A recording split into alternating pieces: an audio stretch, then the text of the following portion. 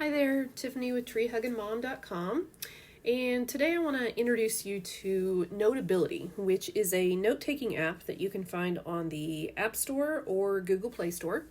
There's a small fee for it, but it has a lot of great uses, and what we're going to talk about today is how to use it with my free nature scavenger hunts, which you can find on my website, treehuggingmom.com. So a little background, I actually created these nature scavenger hunts in a digital format specifically because my children have this very great attachment to their tablets. So I thought, if I want to be able to get them outside to enjoy nature, to get some sunlight and some fresh air, I need to come up with a way to do that where we won't have a major fit whenever mom suggests we go outside. So in my world, that meant incorporating these scavenger hunts into the tablet, the use of the tablet. So that's what I did. And that's what I'm going to show you today. Now I'm going to assume that you have downloaded the Notability app. So I'm going to go ahead and open mine. Now, normally when you open this for the very first time, you're not going to have any other documents like I've been working on, but you will want to go over to the upper right corner. There's this little icon that looks like a download icon. It's actually an import icon for this app. And it's going to ask you, where do you want to get your file from? So you choose wherever you saved your scavenger hunts. I'm going to choose the leaves scavenger hunt. Then it will ask you if you want to create a new note or add to an existing note that you already have open. So we'll create a new one. I usually leave all of this the same and then click import. And there it is. So there's a couple of different views here. You can kind of pinch in a little bit if you want to make this smaller or bigger. And if you scroll, this first view, it's continuous. There are no defined pages really.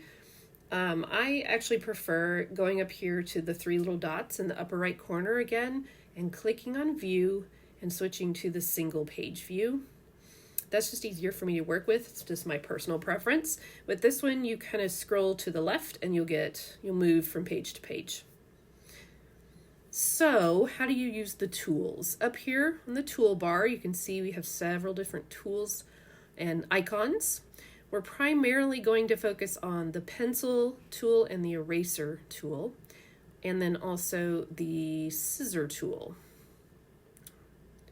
So with those, I want to start with the pencil tool. So I'll go ahead and click on that. And you can see it's orange. If you click on it again, you'll get some selections of color here. You can add your own colors to the palette. You can also choose how big you want the pen to be.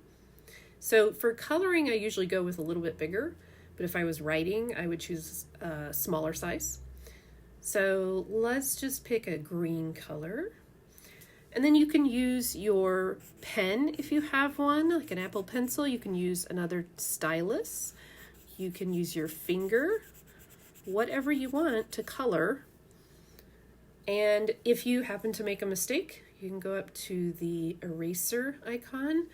And the great thing about this is it's very intuitive. So you just use the pen or your finger and go right across whatever it is that you want to erase, and Notability automatically detects it and erases the whole thing so that you don't have to go back and forth and back and forth. So that's a really neat feature.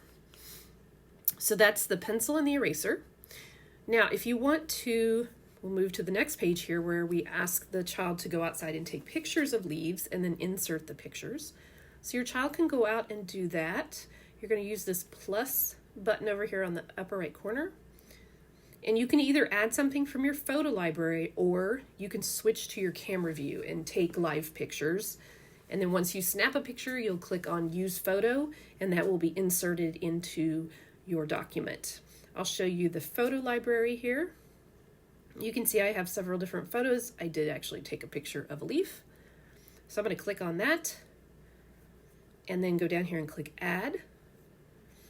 So we've got couple of different things we can do. Obviously, you can just tap and hold to move that picture around wherever you want it. You can also use these corners here to resize. And then above the image, you see some different options. So you can round the corners. I like to do that. You can put a caption in there so you can label your leaf. Maybe you want to label what kind of leaf it is. You can crop to kind of get rid of some of that background. You can copy it and you can delete it.